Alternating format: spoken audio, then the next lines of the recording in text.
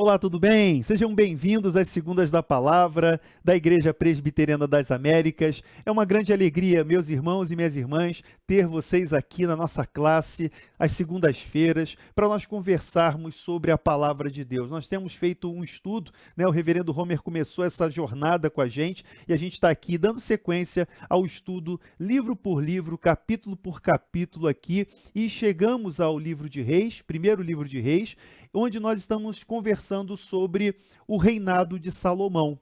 E o ponto central do reinado de Salomão, nós já sabemos, é o templo. Essa consagração do templo que nós vimos no encontro passado, e agora, na continuidade do estudo, nós vamos falar sobre a oração de Salomão. É um tempo, né? Eu sei que muitos estão na expectativa e aguardando esse momento, então chegou a hora da gente falar sobre a oração de Salomão. O primeiro ponto aqui que eu queria que você observasse, e o nosso estudo vai ser fundamentado em 1 Reis, capítulo 8, a partir do versículo 22, eu peço que você já deixe a Bíblia aberta aí nessa passagem, 1 Reis, capítulo 8, versículo 22, você precisa entender que a oração de Salomão pode ser também compreendida por nós como uma oração modelo.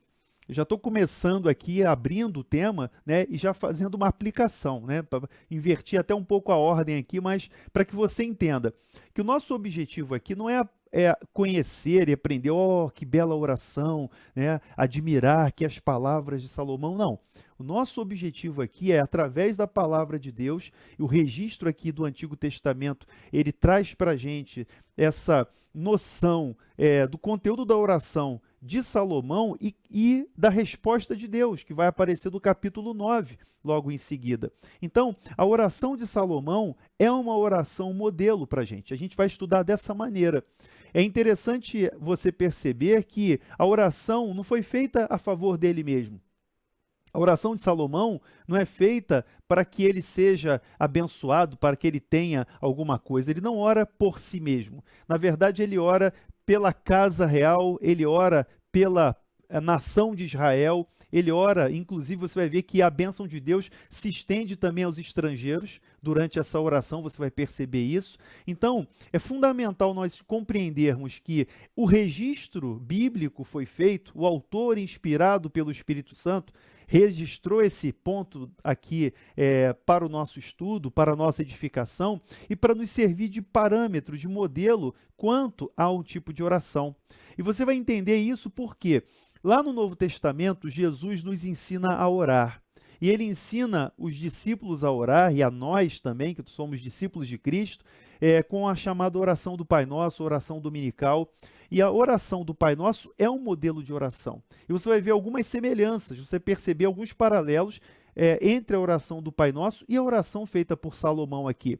De modo que o nosso objetivo, a nossa intenção é que, através do estudo desse momento, da oração de Salomão, nós possamos também ter um despertamento, nós possamos também ter uma experiência de oração, que nós possamos aqui ser avivados por Deus. Você vê que é muito rica essa oração, o seu conteúdo, e nós vamos estudá-lo aqui passo a passo, para que a nossa vida seja edificada e abençoada, tá bom? Como o texto é longo, eu não vou fazer a leitura do texto agora, eu vou fazer a oração, pedindo ao Senhor que nos dê iluminação, pedindo ao Senhor que nos dê clareza, nos dê a graça de compreender a sua palavra, e depois a gente vai passo a passo do texto, porque o texto é bem longo, só para a gente ter uma ideia. A oração de Salomão, esse período aí é do capítulo 8, versículo 22 até o 61, então é um trecho bem extenso, e depois nós ainda temos a resposta de Deus no capítulo 9, dos versículos 1 a 9. Se Deus quiser, a gente hoje consegue alcançar esse ponto aí, tá bom? Vamos orar, vamos pedir ao Senhor que nos ajude. Sem a orientação, sem a iluminação do Espírito Santo, a gente não consegue fazer nada. A gente não consegue entender nada. Então nós somos necessitados, nós somos pessoas que precisam desse auxílio maravilhoso, que é a ação iluminadora do Espírito Santo na nossa vida, na nossa leitura do nosso estudo. Oremos então. Pai, nós te agradecemos por esse tempo, por essa oportunidade, por esse dia de hoje, por esse momento das segundas da palavra, em que nós temos o privilégio de ouvir a Tua voz, de estudar a Tua palavra. Juntos aqui, Senhor, à volta dessa mesa, nós podemos conversar sobre as coisas de Deus. Isso tem sido tão bom para nós, isso tem nos feito bem, tem nos feito crescer. Muito obrigado, Senhor. Continua conosco, ó Pai, e nessa noite eu te peço a iluminação do Espírito Santo, que o Senhor venha abrir o nosso entendimento, quebrantar o nosso coração e que o Senhor venha nos ensinar através da sua palavra. Nos ajuda, Pai. Nós queremos alcançar um coração sábio. Nós queremos compreender mais das tuas coisas, Senhor, do teu reino. E assim, ó Deus, te pedimos que o Senhor nos tome pela mão e nos leve nesse momento, por essa trilha maravilhosa, Senhor, por essa vereda gloriosa que é a tua palavra. E assim, o Senhor nos abençoe, que possamos chegar a bom termo nesse estudo de hoje. É a nossa oração e te agradecemos em nome de Jesus. Amém. Graças a Deus, que bom estarmos juntos aqui, é muito bom, gente. Vamos lá, então, o foco nesse momento da oração de Salomão, e eu peço que você já deixe aí a Bíblia pronta em 1 Reis capítulo 8, a partir do versículo 22, quando nós temos aqui o registro dessa oração. Então, o foco é a gente entender, através da oração, através do registro aqui do livro de Reis, que o templo significava o lugar que mostrava a presença de Deus. Esse é o ponto principal. A ideia do templo, o significado do templo é mostrar o lugar, é apontar para esse lugar que evidencia, que traz a presença de Deus. Ou seja, Deus, quando na resposta lá no capítulo 9, você vai ver que Deus responde a Salomão dizendo: eu santifiquei essa casa, eu santifiquei esse templo. Isso é maravilhoso. Quando a gente recebe a resposta de Deus, quando a gente recebe a aprovação de Deus em alguma coisa na nossa vida, isso é fortalecedor, isso é para a gente, um alívio, muitas vezes, porque por vezes nós fazemos coisas e ficamos em dúvida. Será que isso é a vontade de Deus? Será que Deus está nesse negócio? Será que Deus está mandando fazer isso? Então, esse tempo de oração de Salomão é fundamental para que ele receba a resposta de Deus e a confirmação de que Deus está nessa questão, que Deus escolheu aquele lugar para a sua habitação. Então, veja, a primeira parte aqui, vamos dos versículos 22 a 31. Combinado? Vamos à primeira parte dos versículos 22 a 31. Que a gente pode chamar de uma aproximação de Deus. Como é que nós vamos nos aproximar de Deus? E aqui você tem, na oração de Salomão, o seguinte, leia aí comigo a Bíblia, diz assim no versículo 22 de 1 Reis 8. Pôs-se Salomão diante do altar do Senhor, na presença de toda a congregação de Israel, e estendeu as mãos para os céus e disse. Então, vou parar aqui nesse ponto para a gente fazer aqui algumas observações, Quando o escritor inspirado usa a expressão aqui, que foi traduzida para a gente como pôs-se Salomão diante do altar, nós temos aqui uma expressão que é interessante, porque essa pôs-se Salomão diante, ela pode ser traduzida também como pôs-se a serviço. Interessante, Porque você pode traduzir essa expressão aqui como pôs-se a serviço. Então, Salomão não era sacerdote, Salomão era rei, mas e ele não está tomando o lugar do sacerdote. A gente tem que entender isso claramente. O Salomão não está usurpando aqui o ofício sacerdotal, mas ele como rei, dentro da teocracia de Israel, Israel aqui no Antigo Testamento, o propósito é que Israel seja uma teocracia. Israel é uma nação santa. Israel é o povo de propriedade exclusiva de Deus no Antigo Testamento. E nessa teocracia, a figura do rei é fundamental. E importante também a gente entender que, sendo Salomão da casa de Davi, da dinastia de Davi, é através deles, dessa dinastia, que vem o Rei dos Reis, o Senhor dos Senhores. Então, a figura do rei em Israel era fundamental porque, além de ser uma liderança política, o rei era uma liderança espiritual. A gente tem que entender isso. E dali para frente, você vai ver que na sequência do livro de Reis, Depois da divisão do reino, depois da morte de Salomão, nós temos a divisão do reino, o reino do norte com Jeroboão, o reino do sul com Roboão, que era filho de Salomão. Você vai perceber que a narrativa dali para frente é uma narrativa de altos e baixos. Você vai ver assim, olha, o rei tal fez o que era mal perante o Senhor. O outro rei, o rei fulano, andou nos caminhos de Davi, seu pai. Então você vai ver sempre esse contraste, né, essa fala do registro aqui da narrativa bíblica, apontando para as falhas desses reis, apontando para o fracasso desses reis como líderes espirituais da nação. Lembrando, o propósito aqui é que Israel, o Antigo Testamento mostra Israel como uma nação teocrática. Então, o rei é como se o rei recebesse de Deus um mandato e exercesse esse mandato em nome de Deus. Então, Davi entendeu bem isso. Davi compreendeu perfeitamente isso. Você já viu, a gente já estudou aqui, né, em Samuel e início de Reis também sobre o reinado de Davi. E você percebe isso em Davi, que ele sabia exatamente quem ele era, ele sabia exatamente o lugar dele, de onde Deus o havia tirado.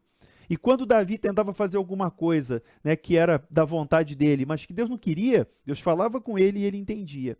A gente viu isso quando Davi quis construir o templo. Deus falou, você não vai construir o templo, você vai preparar tudo, mas o seu filho, o seu descendente, é que vai ser o responsável por essa obra, por essa construção. Então, o modelo de Davi aqui é fundamental, e a gente vai falar sobre isso na sequência também, vamos falar mais sobre isso.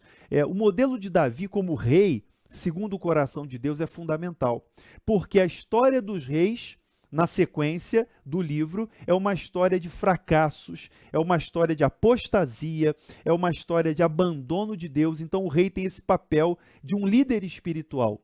Ele não é o sacerdote, ele não é o mediador, ele não é aquele que faz ali o trabalho no templo, no Santo dos Santos, mas o rei, ele tem um papel importante nessa saúde espiritual da nação de Israel. Então é por isso que ele se coloca aqui diante do altar do Senhor, na presença de toda a congregação de Israel, e é incomum aqui, é interessante que ele está de pé, né? Ele se põe de pé, e é uma forma incomum de orar para aquele tempo, né? O normal era que aquela pessoa que está orando se prostre, né? Se ajoelhe, mas Salomão está de pé diante do altar do Senhor e diante da congregação de Israel, o que é uma atitude incomum de oração lá no Antigo Testamento, mas o estar em pé não desfaz aqui, né, aqui o valor da oração feita por Salomão. E aí, Salomão começa a oração apontando 3 características de Deus. Isso, lembra que eu falei há pouco que essa oração de Salomão é uma oração modelo e ela tem um paralelo com o Pai Nosso. A oração do Pai Nosso começa também assim, né? A primeira petição do Pai Nosso é: santificado seja o teu nome. Já percebeu que quando a gente ora o Pai Nosso, a gente não está pedindo nada para a gente inicialmente. A gente diz: Pai Nosso que estás nos céus, santificado seja o teu nome.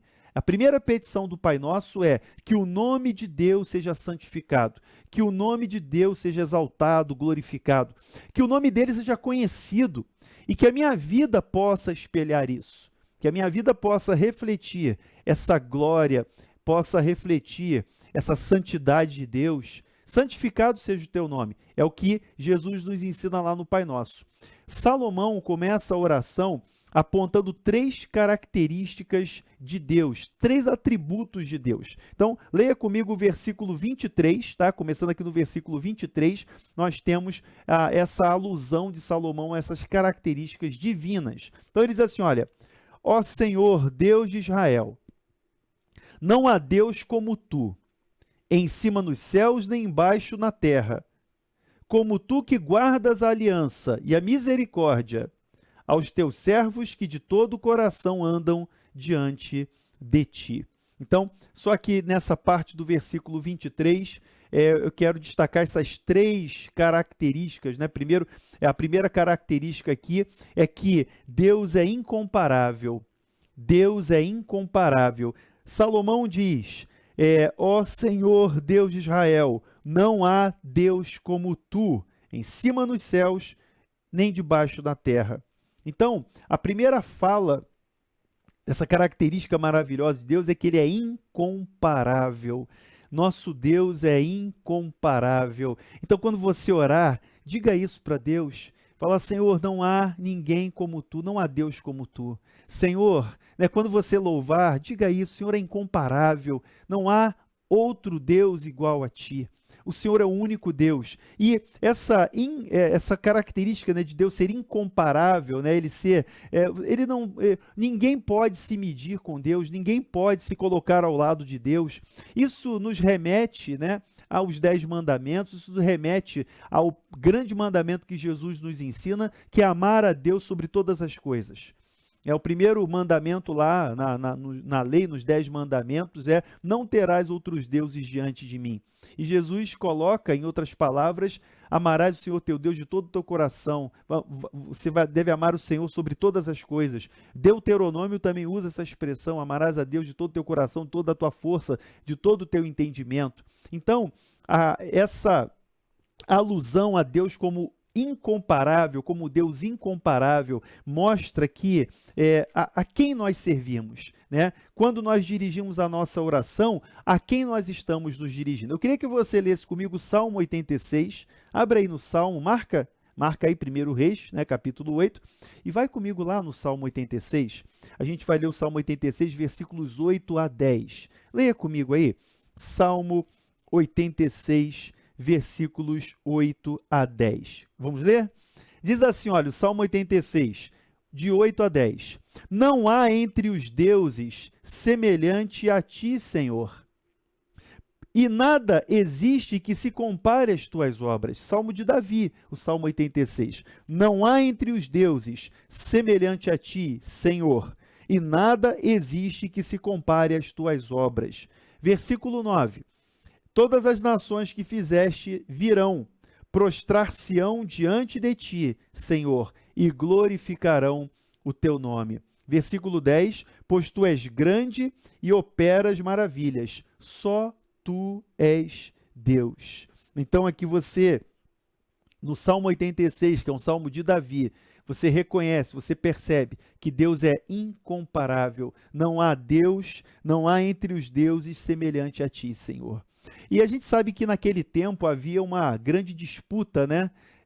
E aqueles povos ao redor de Israel, cada um tinha a sua própria divindade, mas Israel, como povo de Deus, como a nação santa, cultuava o único Deus verdadeiro, o Deus incomparável, e Salomão reconhece isso.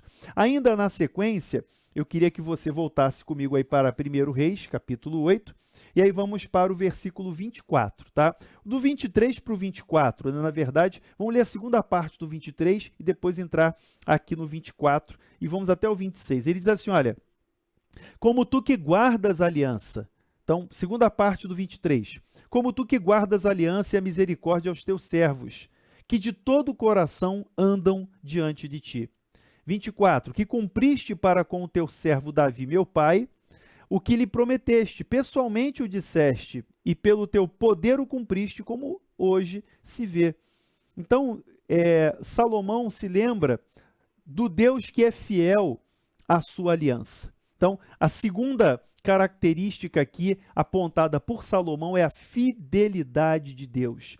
Deus é fiel. E aqui você entende que ele cumpre a sua palavra, que ele tem um amor pactual. O amor de Deus é um amor pactual, ou seja, Deus assume uma aliança conosco. Deus celebra uma aliança conosco. E é interessante que quando Deus faz aliança conosco, não é uma aliança entre iguais. Isso é muito importante compreender. Para que a gente entenda a nova aliança em Cristo Jesus, a gente tem que entender os termos da antiga aliança. E você tem aqui a aliança que Deus fez com Davi, pai de Salomão. E Deus, quando assume essa aliança, esse pacto, ele faz por amor. Porque nós não somos iguais a Deus. Normalmente, quando os homens fazem contratos, alianças, pactos, eles estão numa condição de igualdade, não é verdade? Quando se faz um pacto com alguém, é porque você tem uma igualdade, né? Você, na verdade, assume o compromisso em condição de igualdade com o outro. Existe um equilíbrio entre os contratantes, os pactuantes, mas com Deus é diferente. Quando Deus faz aliança conosco, ele faz uma aliança que não é entre iguais. É Deus, né? O Deus que é incomparável com o ser humano. E aqui no caso de Israel, com a nação, no caso de Davi, com a casa de Davi, aqui o seu descendente Salomão, e com a gente. Que a gente tem aqui a origem de todas as nações, nós somos gentios e fomos alcançados por essa aliança, por essa graça. Então, o Deus que é fiel, o Deus que cumpre a sua palavra, o Deus que tem um amor pactual, o amor de Deus que honra aquilo que ele assumiu com a gente, o compromisso solene de Deus com a gente. Dentro desse pacto de salvação, desse pacto de graça que ele evidencia desde o Gênesis até o Apocalipse. O pacto da graça de Deus, que é revelado pouco a pouco em todas as páginas da Bíblia, seja do Antigo, seja do Novo Testamento, você tem sempre a evidência do pacto da graça. Então, avançando um pouquinho mais, versículo 25 diz assim: Agora, pois, ó Senhor, Deus de Israel, faze a teu servo Davi, meu pai, o que lhe declaraste, dizendo: Não te faltará sucessor diante de mim, que se assente no trono de Israel. Veja, Salomão lembra da fidelidade de Deus. Ele se dirige a Deus como Deus que é fiel para guardar a aliança, o Deus que é fiel para cumprir a sua palavra, as suas promessas, no seu amor pactual. E ele reconhece que essa aliança feita por Deus com Davi, ela tem um condicional. Então veja, a condição de que não faltará sucessor, aí eu estou falando de um ponto muito específico, tá? Agora eu estou entrando no ponto muito específico. Quando Salomão ora dizendo que, para que Deus cumpra aquilo que prometeu a Davi, que não faltaria sucessor no seu trono, aqui existe uma questão condicional. E aí o versículo 25 deixa claro: Contanto que teus filhos guardem o seu caminho, para andarem diante de mim como tu andaste. Versículo 26, agora também, ó Deus de Israel, cumpra-se a tua palavra que disseste ao teu servo Davi, meu pai. Então, fechando essa parte da fidelidade, a segunda característica apontada por Salomão, eu quero ressaltar o seguinte: os reis que vieram depois de Davi não andaram, não cumpriram, falharam miseravelmente. Salomão é um deles. Depois a gente vai estudar, né, fazendo já um spoiler aí, o declínio moral e espiritual de Salomão. Logo depois, capítulo 10 e 11, você vai ver isso acontecendo lamentavelmente. O declínio moral e espiritual de Salomão, como que o coração dele se corrompeu por causa da mistura, por causa da idolatria. Então ele começou muito bem, mas ele terminou muito mal espiritualmente. Ah, Marcelo, ele perdeu a salvação? Não estou dizendo isso. Não estou falando sobre isso, eu estou falando que ele teve uma parte da vida dele, a parte final do reinado, que evidencia a sua degradação espiritual, no sentido espiritual, como é que ele abandonou os caminhos, né, de fidelidade. E assim os outros reis também fizeram. Na sequência, é a tragédia dos reis que se afastaram do Senhor. Então, Salomão ressalta a fidelidade de Deus. E eu quero introduzir aqui nesse ponto, né, uma lembrança importante sobre Jesus. Jesus é filho de Davi. Lembra do cego clamando, né? Jesus, filho de Davi, tem compaixão de mim. Jesus, filho de Davi, tem compaixão de mim. Cala a boca, cego, cala a boca, mendigo. Ele gritava mais alto: Jesus, filho de Davi, tem compaixão de mim. E Jesus diz: o que você quer? Eu quero ser curado. Você quer ser curado? Quero ser curado. E ele abre a vista ao cego. Mas onde que eu quero chegar com essa história? Jesus, como filho de Davi, cumpriu. Veja, contanto que teus filhos guardem o seu caminho para andarem diante de mim como tu andaste. Meus irmãos e minhas irmãs, Jesus Cristo, o filho de Davi, cumpre com fidelidade o pacto celebrado com Deus entre Deus e o homem. E aí, Jesus Cristo, que é totalmente Deus e totalmente homem, ele foi capaz de cumprir essa obediência. Ele foi capaz de cumprir essa fidelidade. O homem é infiel. O homem, Salomão e os reis que se seguiram são infiéis. Nós somos infiéis. Mas a palavra de Deus diz que ainda que nós sejamos infiéis, ele permanece fiel, porque ele não pode negar-se a si mesmo. Ainda que sejamos infiéis, essa palavra é de João, lá na primeira carta de João, ainda que nós sejamos infiéis, ele permanece fiel, ele não pode negar-se a si mesmo. Sabe por quê? Deus não nega o seu amor pactual. Em Cristo, essa fidelidade foi cumprida. Veja que num pacto se espera reciprocidade. Na verdade, se Deus é fiel e cumpre a sua palavra, se espera também que o homem que fez esse pacto com Deus cumpra a palavra e seja fiel. É o que está aqui escrito na oração de Salomão. Porém, o homem falha miseravelmente.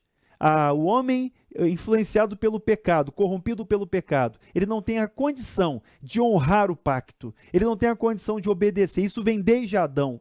Mas Cristo Jesus, que é Deus e é homem, totalmente Deus e totalmente homem, ele veio e cumpriu toda a justiça, e cumpriu o pacto, e foi obediente até a morte, e morte de cruz, e por nós ele se deu, e por nós ele foi fiel, e ele continua sendo fiel. Meus irmãos, isso não é um cheque em branco para a gente pecar. Vamos entender isso. O fato de Deus permanecer fiel, ainda que nós sejamos infiéis, não significa um cheque em branco para pecar. Não é isso que João está dizendo, não é isso que a palavra de Deus ensina para a gente.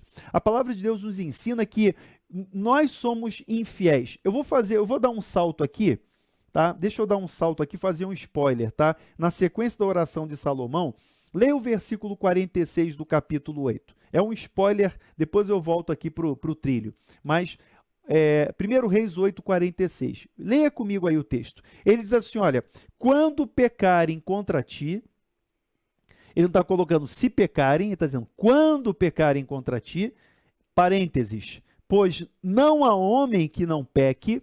Salomão é muito realista.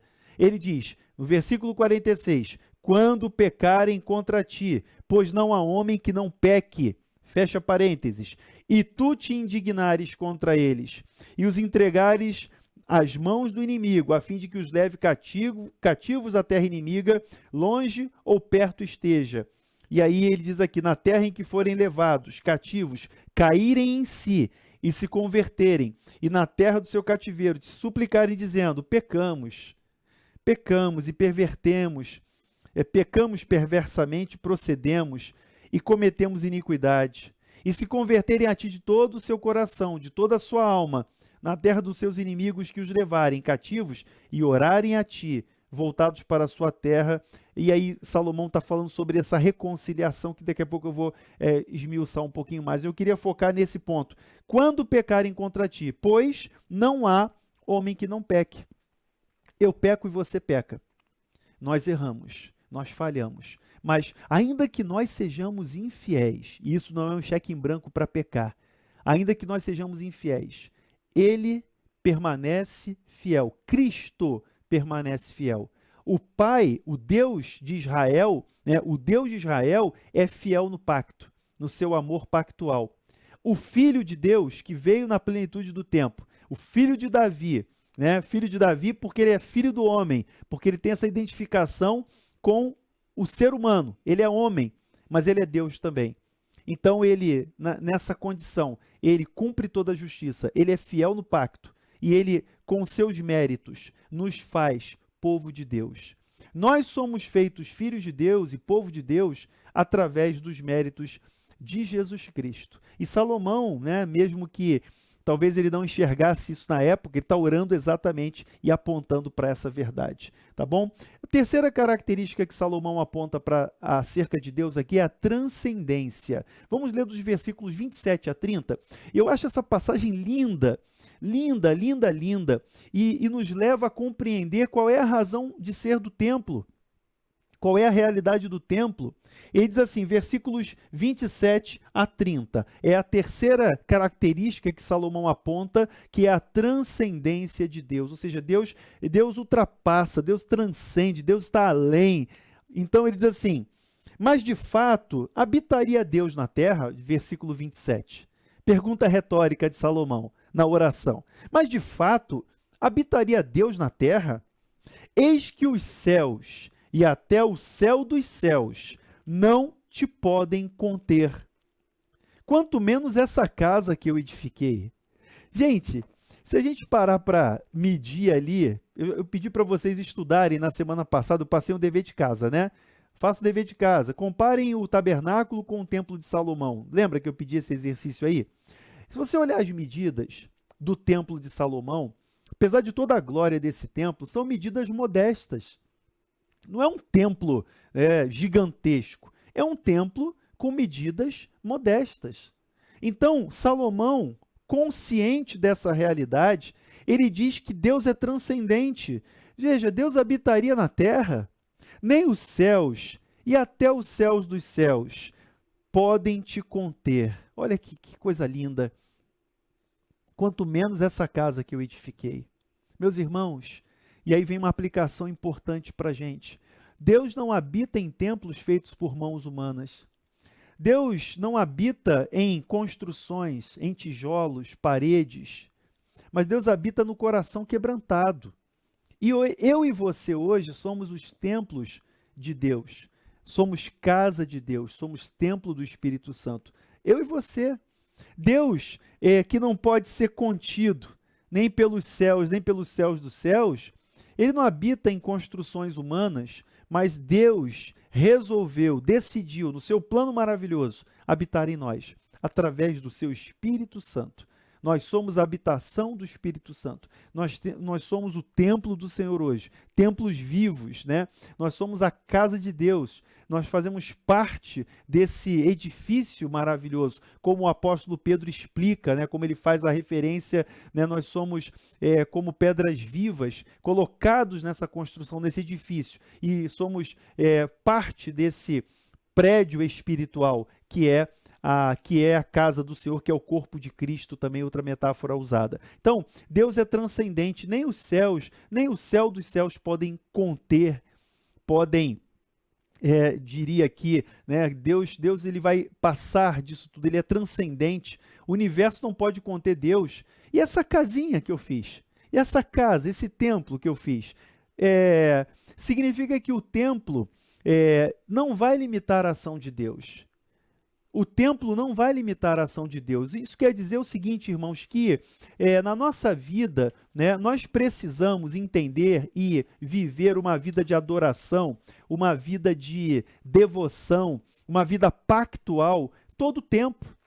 Não é só domingo na igreja, não é só no dia do culto, é todo o tempo.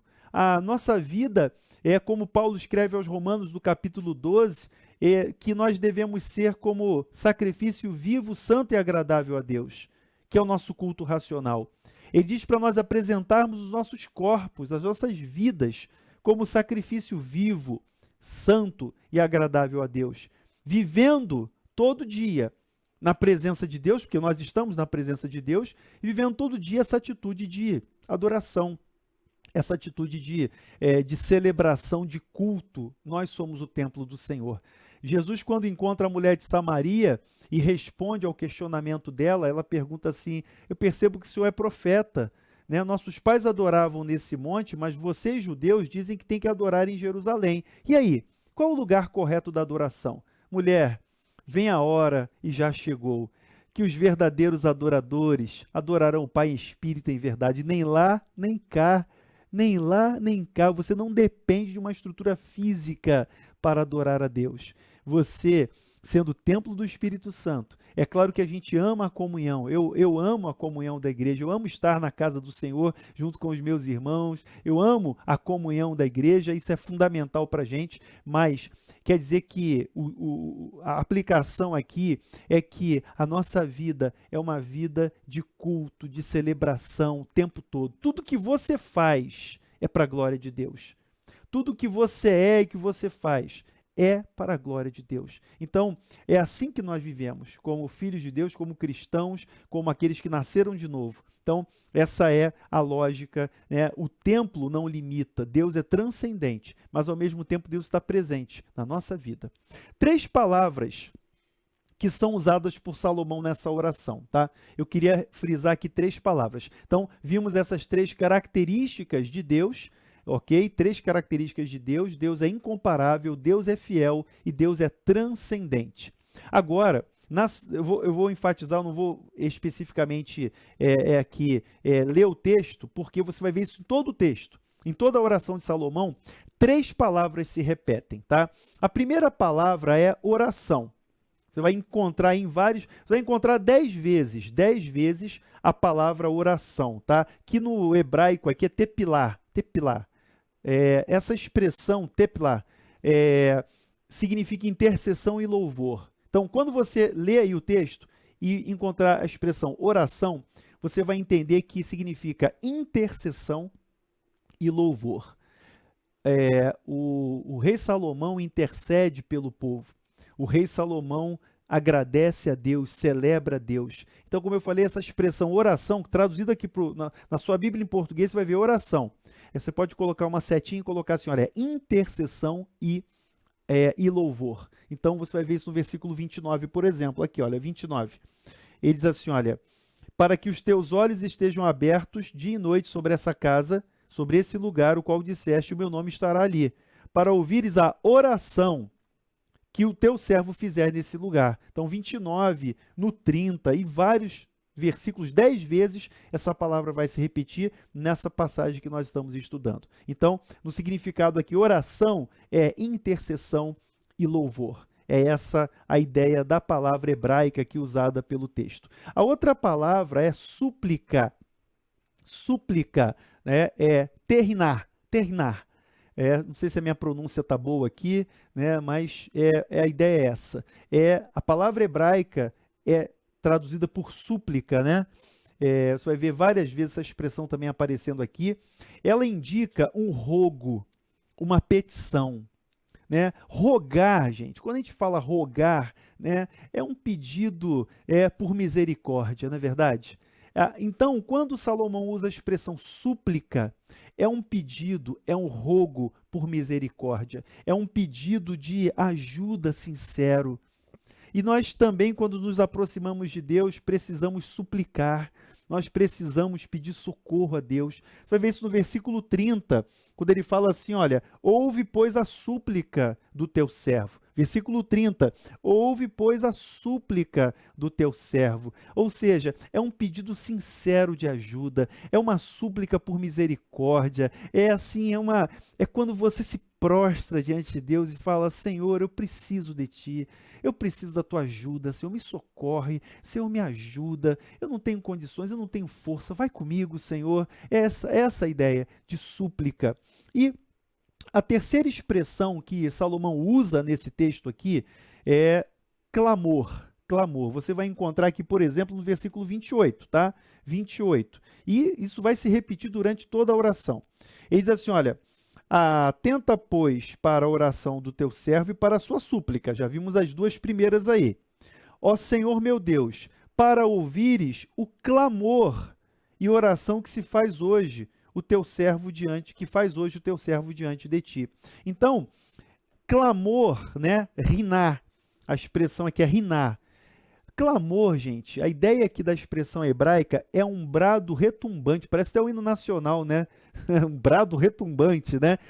Mas esse brado retumbante, ele pode ser de alegria ou de tristeza.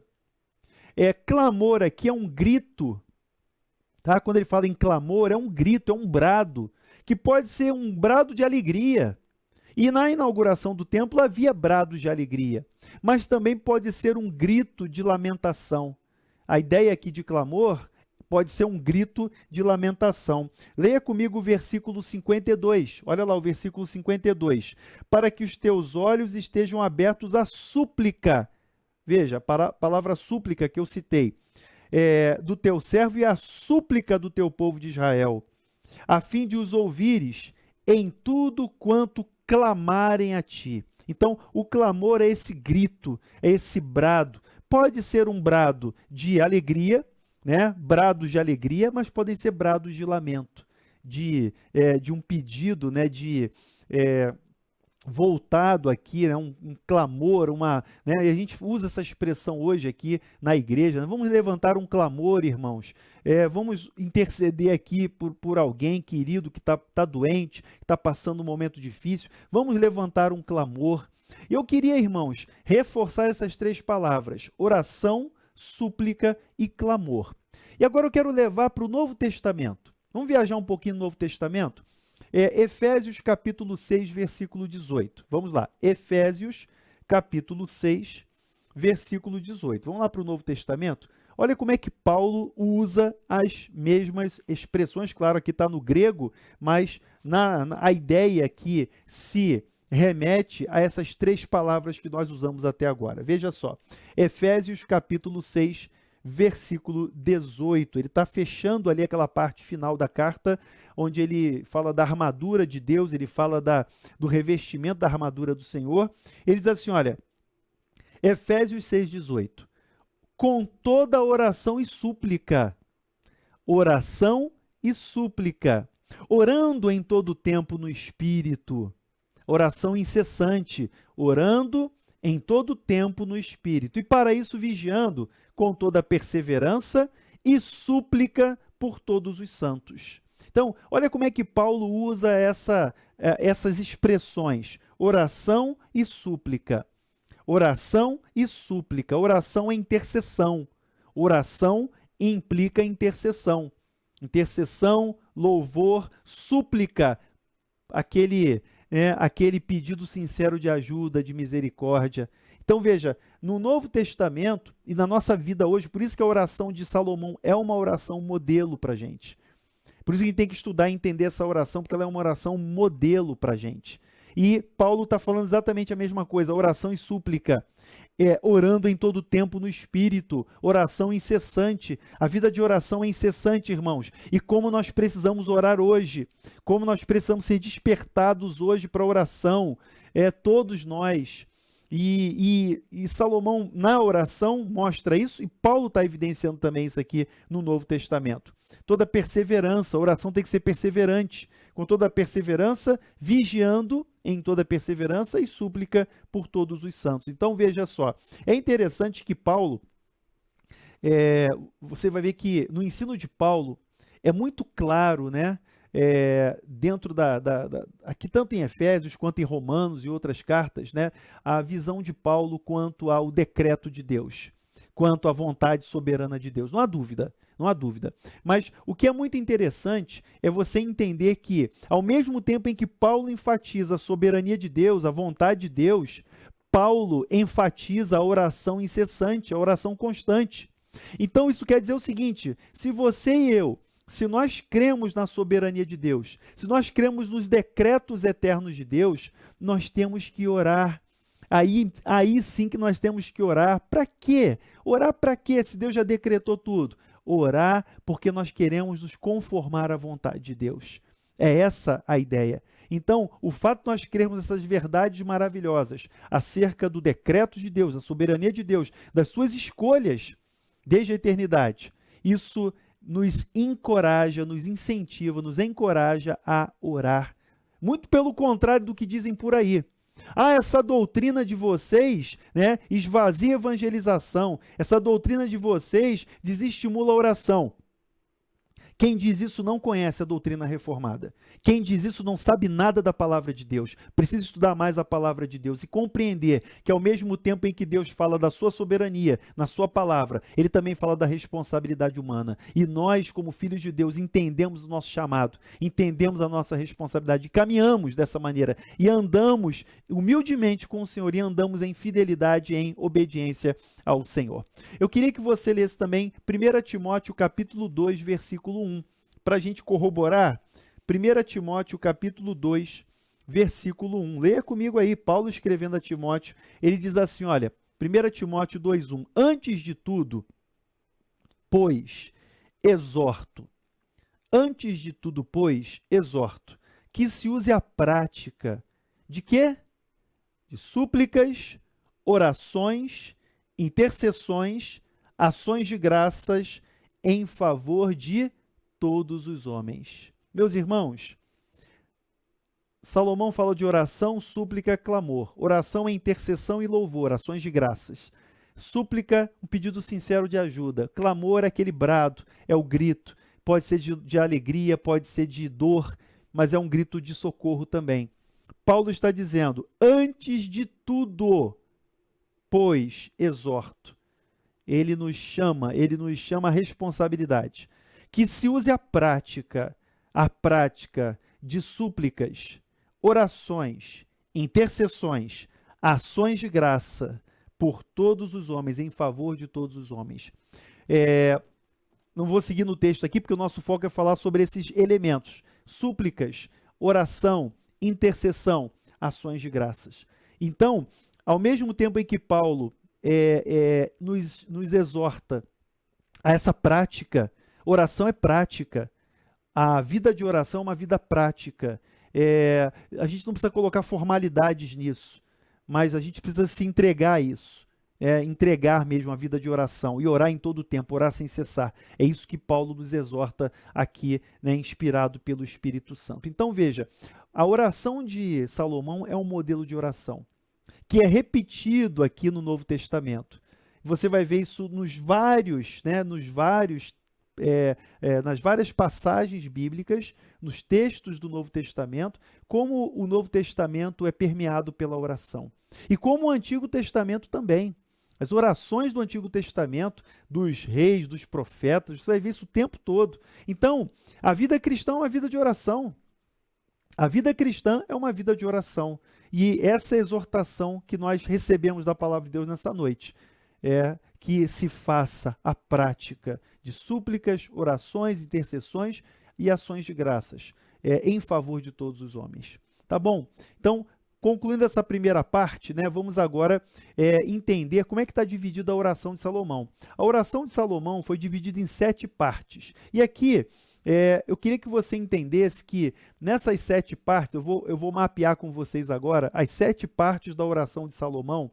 Ah, Marcelo, então a gente tem que ter, nossa oração tem que ter 7 partes? Não. Aqui é específico do caso dele, e eu vou mostrar para vocês cada tema dessas partes da oração e como se aplica para a gente, tá bom? Mas eu quero enfatizar que o ponto central da oração de Salomão é que o templo é casa de oração. Esse é o ponto central. O templo que Salomão está aqui entregando ao Senhor, consagrando, dedicando ao Senhor, esse templo é chamado casa de oração. E casa de oração para todos os povos. Esse é o foco, gente, esse é o coração desse momento de oração de Salomão. Ele quer deixar claro que a casa que ele construiu é casa de oração. Eu queria que você viajasse um pouquinho comigo lá em Isaías capítulo 56, versículo 7. Lá no Antigo Testamento ainda, Isaías 56, versículo 7, tá bom? Por que eu estou citando esse texto? Porque Jesus vai citar esse texto lá no Novo Testamento. Ele vai dizer assim, olha, Isaías, o profeta, diz assim, Isaías 56, versículo 7. Também os levarei ao meu santo monte, e os alegrarei na minha casa de oração, Os seus holocaustos e os seus sacrifícios serão aceitos no meu altar. Sabe por quê? Porque a minha casa será chamada casa de oração para todos os povos. Eu vejo nesse texto aqui a graça de Deus. Eu vejo que no plano de Deus, no propósito de Deus, ele escolheu uma nação santa no Antigo Testamento, Israel, mas o plano de Deus, o propósito de Deus é acolher o estrangeiro, é acolher o gentio, é salvar aquele de perto e de longe. Então, quando Isaías fala essa profecia, ele diz, porque a minha casa será chamada casa de oração para todos os povos. E Jesus repete a expressão de Isaías lá no Novo Testamento. Você vai ver em Mateus, Marcos e Lucas. Eu aponto aqui Lucas 19, 46, quando Jesus faz aquela purificação do templo e ele diz que a minha casa será casa de oração para todos os povos. Meus irmãos, nós que não somos judeus, fomos alcançados por essa graça. Essa palavra de Isaías é uma palavra de graça. A minha casa será chamada casa de oração para todos os povos. E você vai ver que na oração de Salomão há lugar para o estrangeiro. O estrangeiro que quisesse seguir a Deus, o estrangeiro que viesse adorar a Deus, ele era recebido, ele tinha sua oportunidade. Veja, Deus não faz acepção de pessoas, Deus não tem prediletos, Deus recebe como seus filhos, judeus e gentios. E você vai ver isso no Novo Testamento, né, na mensagem do Evangelho, você vai ver isso nas cartas de Paulo. Então, nós, como gentios, fomos alcançados por essa graça. Assim como os judeus de nascença, os judeus, né, de origem, né, étnica, eles podem também receber a graça do Senhor, ser alcançados por essa graça também. A todos quantos o receberam, deu-lhes o poder de serem feitos filhos de Deus, a saber os que creem no seu nome. É o que João diz lá no início do seu evangelho, ele aponta para essa realidade maravilhosa. A casa do Senhor é casa de oração. A minha casa será chamada casa de oração para todos os povos, para Israel e para os estrangeiros. Então é a graça de Deus manifestada através aqui da sua palavra, da sua promessa de nos alcançar. Então, vamos às partes da oração de Salomão.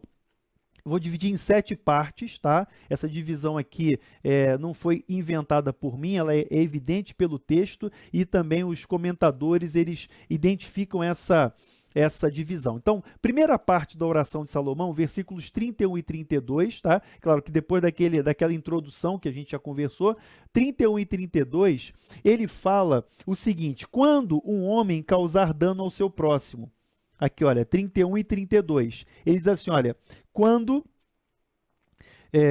se alguém pecar contra o seu próximo, então primeira parte da oração, né, são 7 partes, ele diz, se alguém pecar contra o seu próximo, ou seja, se alguém causar um dano contra o seu próximo, se alguém causar, pecar, fizer um mal, alguma coisa que ofender o seu próximo, ele coloca aqui essa questão que a casa do Senhor, veja, o primeiro ponto, né, da oração de Salomão é reconhecer que se alguém pecar contra o seu próximo, ele, na casa de Deus, ele terá o espaço para reconciliação.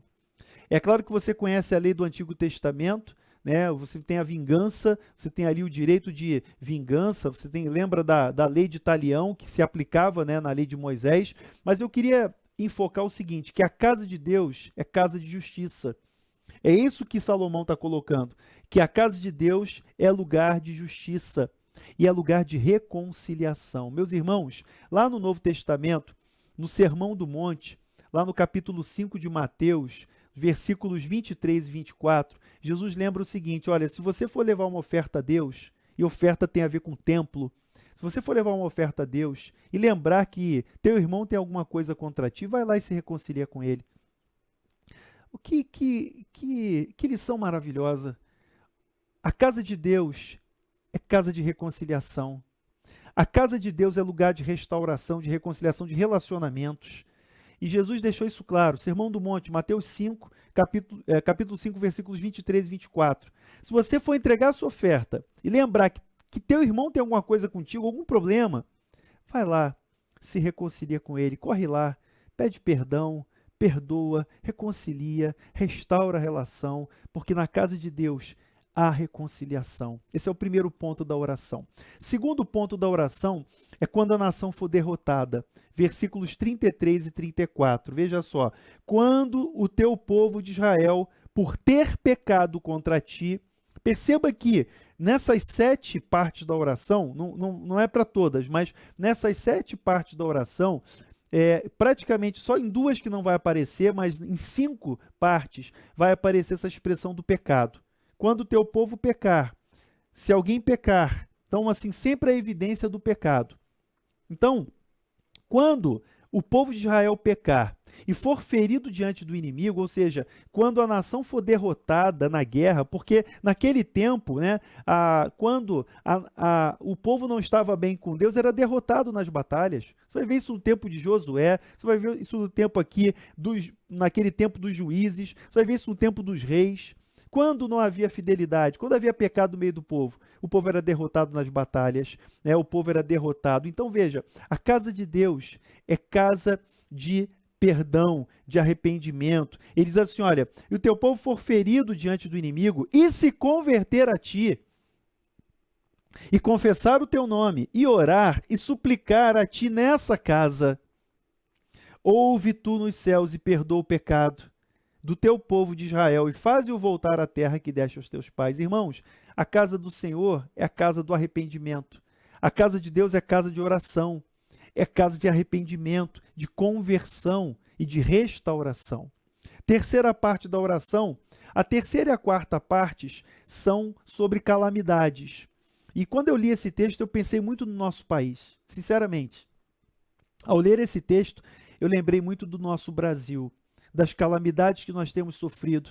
Eu lembrei muito da nossa realidade espiritual, como nação, como igreja. Eu falo de igreja no sentido geral, não igreja das Américas, mas a igreja no sentido geral. E a gente tem visto as calamidades. É a epidemia, né, a pandemia que está aí. Ah, mas é o mundo todo. É porque o mundo todo jaz no maligno.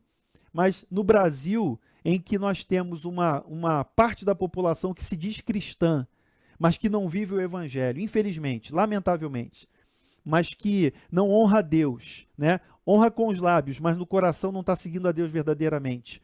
E nós temos visto as calamidades, né? Eu tenho dado graças a Deus pela chuva, porque nós estávamos passando por um período de seca, uma situação anormal, os reservatórios muito baixos. Eu vinha orando, pedindo a Deus e falando sobre isso também com quem eu conversava, para a gente orar por isso, para a gente se arrepender dos pecados, dos maus caminhos, para a gente confessar os pecados, para a gente voltar para Deus. Por quê? Para que Deus possa trazer a restauração.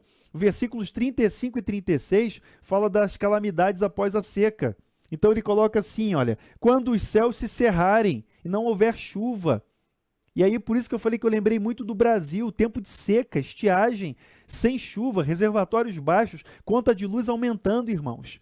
São consequências da seca, consequências do céu se fechar. Quem é que fecha os céus? Quem é que cerra os céus e diz que não haja chuva e não há chuva? É Deus. Então veja, ele diz, né, quando se cerrarem os céus e não houver chuva, por ter o povo pecado contra ti, e orar nesse lugar e confessar o teu nome, e se converter dos seus pecados, havendo tu afligido, ouve tu nos céus, perdoa o pecado dos teus servos, do teu povo de Israel, ensinando-lhes o bom caminho em que andem, e dá chuva na tua terra, que deste em herança ao teu povo. Marcelo, você está sendo muito fatalista com esses negócios aí. Não, não estou sendo fatalista não, irmãos. A palavra de Deus é a verdade. E essa palavra, apesar de estar num contexto aqui do Antigo Testamento, do reino de Salomão, da consagração do templo em Israel, no Antigo Testamento, determinados princípios de Deus, eles não mudam. Então, nós precisamos clamar pela nossa nação. Nós precisamos clamar pela nossa sociedade, pela nossa população. Nós precisamos, quando nós nos deparamos com essas calamidades, a gente tem que dobrar o joelho e orar e clamar por misericórdia. Quando vidas são ceifadas, quando nós perdemos entes queridos, quando nós vemos aí a assolação da pobreza, nós precisamos clamar. É claro, agir também socialmente, mas precisamos clamar. E a oração, né, a vida de oração é que vai nos levar a um avivamento. Eu não tenho dúvida, a palavra de Deus mostra isso. A oração leva a uma situação de avivamento. Deus quer promover o avivamento. A gente canta bastante Abacuque, né? Ainda que a figueira não floresça, mas a oração de Abacuque é: aviva, Senhor, a tua obra.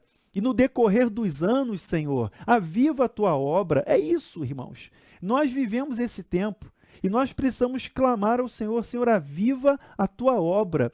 Nós, como filhos de Deus, nós como cristãos, nós como servos de Deus, estamos aqui no Brasil, nessa nação, e nós temos o dever, a responsabilidade de clamar, de interceder, de nos dobrar, de entender e chorar por essas misérias, e chorar pela realidade que nós temos visto aqui no Brasil. Lá no livro de Joel, claro, repetindo, respeitando o contexto da palavra de Deus, mas no livro de Joel, o profeta diz assim: chorem os sacerdotes entre o pórtico e o altar, e clamem, clamem, né? Era um tempo de assolação, de pragas, de gafanhotos lá para eles, mas havia uma promessa. E a promessa que Deus traz através de Joel é que nos últimos dias ele derramaria o Espírito Santo sobre toda a carne. Esse é o tempo. Nós vivemos esse tempo. E como igreja, né? E como sacerdotes, né? Temos visto aí na nossa igreja, nas mensagens, né? O Rev JR falando sobre sacerdócio universal. E nós somos sacerdotes. E Joel diz: chorem os sacerdotes entre o pórtico e o altar. E esse é o nosso papel, irmãos. Como igreja, de nós chorarmos, de nós clamarmos, de nós intercedermos diante das calamidades, diante dos desastres naturais. Então, pragas, fomes, né, situação de doenças que nós temos visto aí, assolando o Brasil e o mundo. É tempo de clamar. É tempo da gente pedir ao Senhor, é tempo da gente, como igreja, né, como filhos de Deus, e sendo despertados para isso, de nós clamarmos, buscarmos ao Senhor nesse ponto. A quinta parte da oração, então, terceira e quarta, ele vai falar do 35 e 36 sobre calamidades após a seca, 37 até o 40, ele vai falar de desastres naturais, falar de pragas, vai falar de fome, então diversas situações. E o processo é sempre o mesmo, né? Você já percebeu, o povo peca, o povo passa por dificuldade, o povo confessa, se arrepende, abandona o pecado, se converte, ora e Deus ouve. E essa é a oração de Salomão. Ouve tudo o céu, e atende, e responde, e nos livra, e nos salva, e nos restaura. É sempre esse, né? O ciclo de oração é sempre esse. Pecado, né? Pensar na situação, considerar a situação, converter-se, né, com arrependimento, suplicar, confessar, e aí Deus restaura. Esse é o ciclo, né, que Salomão apresenta aqui, tá bom? A quinta parte da oração fala dos estrangeiros. Vamos lá? Os estrangeiros, 41 a 43. Eu já frisei, né, há pouco que essa casa é casa de oração. Como diz o profeta Isaías, essa casa será chamada casa de oração para todos os povos. Já lemos Isaías 56, versículo 7. Então, Deus acolhe o estrangeiro. Versículos 41 a 43, também ao estrangeiro, que não for do seu povo de Israel. Porém, se ele vier de terras remotas, por amor do teu nome, olha que lindo, por amor do teu nome, e orar voltado para essa casa. Então veja, no versículo 43, Salomão diz assim, olha, ouve tu dos céus, lugar da tua habitação, e faze tudo o que o estrangeiro te pedir, para quê? A fim de que todos os povos da terra conheçam o teu nome, para te temerem como o teu povo de Israel, e para saberem que essa casa que eu edifiquei é chamada pelo teu nome, essa é a casa de oração para todos os povos. Então, a palavra de acolhimento ao estrangeiro, a palavra da graça que acolhe sem acepção de pessoas.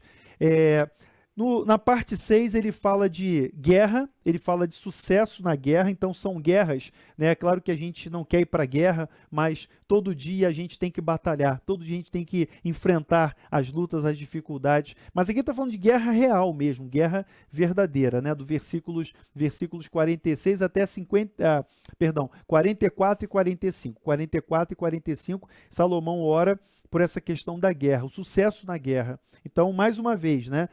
Só nesses dois pontos, na parte 5 do estrangeiro e no 6, é que ele não fala de pecado, mas ele fala de orar, ele fala de buscar a Deus.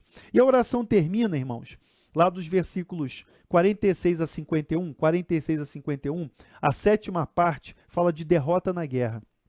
É interessante, né, que o rei Salomão, ele termina a oração, ele poderia terminar no ápice, né? Mas ele termina lembrando da derrota. E aí aquele versículo que eu já tinha citado, 46, né? Que eu fiz o spoiler. Quando pecarem contra ti, pois não há homem que não peque. Quando pecarem contra ti, pois não há homem que não peque. Então, essa lembrança de Salomão é que nós sempre vamos pecar, sempre pecamos, sempre falhamos. Veja, o pecado, ele não é para ser uma regra da nossa vida, tá? E vamos entender muito bem isso, né? Dentro de uma visão cristã reformada. O pecado, ele não é para ser uma regra em nossa vida. Quando Paulo escreve aos Romanos, lá no capítulo 6, ele diz assim, olha, porque o pecado não terá domínio sobre vós, porque não estáis debaixo da lei, mas debaixo da graça. Isso que significa o seguinte, que nós morremos para a lei e que nós nascemos em Cristo Jesus, fomos ressuscitados pelo batismo, né? Nós temos essa experiência de sermos novas criaturas, e assim, meus irmãos, o pecado ele é um acidente. É por isso que o tempo todo a oração é acompanhada de vigilância, orando e vigiando o tempo todo, para não cair em tentação. Por quê? Porque nós somos tentados, nós somos a todo tempo desafiados. Mas tendo essa consciência, tendo essa honestidade, tá? É uma honestidade diante de Deus, como Salomão coloca, quando pecarem contra ti, pois não há homem que não peque. Tendo essa honestidade, nós confessamos os nossos pecados. Quando João escreve a sua primeira carta, ele diz assim, olha, se dissermos que não temos cometido pecado, fazemos-lo mentiroso, e a sua verdade não está em nós. Mas, se confessarmos os nossos pecados, ele é fiel e justo para nos perdoar os pecados e nos purificar de toda injustiça. Isso lá na primeira carta de João, você vai encontrar, depois a Dani coloca aí para a gente a referência, né? Já deve estar colocando aí na tela para a gente, mas que a gente entenda que se dissermos que não temos cometido pecado, nós mentimos e também atribuímos mentira ao Senhor, fazemos-lo mentiroso. Mas se nós reconhecermos, como Salomão reconheceu, e se nós confessarmos os nossos pecados, ele é fiel e justo para nos purificar, para nos perdoar os pecados e nos purificar de toda injustiça. Meus irmãos, já passamos de 1 hora de estudo aqui, já tem 1h06, né? Olha como é que rende, né? E eu quero finalizar aqui, eu não vou entrar no capítulo 9, tá? Eu quero caminhar aqui para concluir essa oração de Salomão, tá? No fim da oração, Salomão faz uma referência à aliança do Sinai. Dá uma olhadinha nos versículos 52 e 51, na verdade, né? 51, ele diz assim, olha, lembra até uma música, né?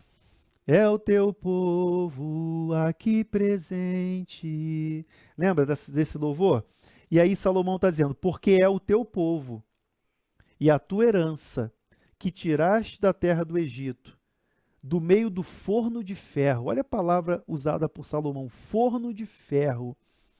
É o teu povo e a tua herança que tiraste da terra do Egito, lá do meio do forno de ferro, para que teus olhos estejam abertos à súplica do teu servo e à súplica do teu povo de Israel, a fim de os ouvirdes em tudo, quando clamarem a ti.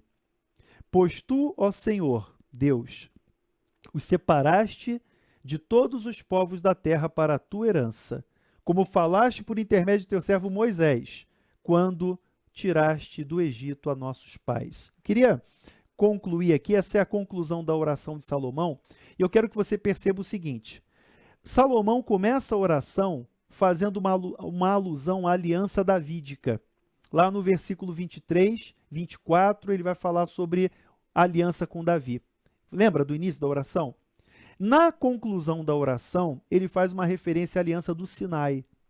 Interessante, né? O que isso significa, né? O que isso quer dizer para a gente? Que o propósito de Deus é formar uma nação santa. Dentro desse tempo da história, né, da narrativa bíblica e da história, que é a história de Deus, a história é a história de Deus, sempre. Deus quer formar um povo, uma nação santa, um estado teocrático em Israel, no Antigo Testamento, um povo de propriedade exclusiva dele. E a gente tem que entender que a aliança do Sinai, a aliança feita com Davi e a nova aliança, todas essas etapas, todos esses momentos, na verdade, né, dentro do desenrolar da história, apontam para o pacto de salvação, que é um só. Eu queria que você pensasse isso nesse momento final para aplicar isso aqui, tá? Eu sei que o estudo foi todo sobre oração, todo o nosso encontro aqui foi sobre oração, e eu vejo essa oração de Salomão como uma oração modelo para a gente, que serve para a gente usar hoje, aplicar hoje na nossa vida. Mas é uma oração pactual, É uma oração que começa com o pacto, perdão, a aliança davídica, termina com a aliança do Sinai, uma lembrança da aliança do Sinai. Ou seja, no desenrolar da história, no desenvolvimento de toda a revelação de Deus, decorrer da história, tudo aponta para o pacto da salvação. Tudo aponta para o pacto da graça. Tudo aponta, toda essa história aponta para Cristo. Em Cristo converge toda a história da humanidade, toda a história de Deus, que Deus desenvolveu até aqui. Meus irmãos e minhas irmãs, nós somos o povo da aliança. Nós somos essa nação santa hoje. Nós somos o povo de propriedade exclusiva de Deus, como faz aqui alusão o apóstolo Pedro, né? Vós sois nação santa, sacerdócio real, povo de propriedade exclusiva de Deus. Para quê? Para proclamar as virtudes daquele que nos chamou das trevas para a sua maravilhosa luz. Olha, esse chamado é um chamado maravilhoso. Ser parte desse povo é um privilégio, é uma bênção, é graça de Deus. E a responsabilidade também é alta, é grande, né? Você como o súdito desse reino, você como alguém que leva a bandeira, né, desse reino, que é o reino de Deus, como alguém que representa esse reino, onde você está. Então é uma responsabilidade grande que nós temos para caminharmos com o Senhor, para andarmos em fidelidade com Ele, né? Como o próprio Salomão ora aqui, né? Aqui, olha o versículo 36, ensinando-lhes o bom caminho em que andem. Ensinando-lhes o bom caminho em que andem. Então eu quero terminar com essa palavra de encorajamento. Primeiro, para nós orarmos. Primeiro, para nós investirmos, né, numa vida de oração, numa realidade de oração. Nós precisamos orar, irmãos. Nós precisamos muito nesse tempo. E que haja um despertamento de Deus em nós, como igreja, no Brasil, para nós orarmos pela nação. Né? Vamos parar de discutir posições políticas, partido A, partido B. Vamos orar, vamos clamar, vamos nos unir em oração. É isso que Deus quer de nós. Clamar para que Deus tenha misericórdia. E vamos nos entender dentro desse pacto, como povo de propriedade exclusiva de Deus. Como é digno esse chamado. Como é maravilhoso fazermos parte da família de Deus, do povo de Deus. Sem nosso mérito, sem que nós tenhamos qualquer tipo de mérito para isso, mas com base nos méritos do nosso Senhor Jesus Cristo. A gente termina aqui. Eu não cheguei no capítulo 9, vamos deixar para o próximo encontro, mas eu creio que é até aqui que o Senhor quer nos trazer nessa noite. E que Deus abençoe a sua família, Deus abençoe a sua casa, Deus abençoe a sua vida de uma forma maravilhosa, que nos dê uma semana maravilhosa, uma semana de oração, uma semana de busca, de dedicação com o nosso Deus, tá bom? Que Deus abençoe e até o nosso próximo encontro, meus irmãos, das segundas da palavra da Igreja Presbiteriana das Américas. Tchau, tchau!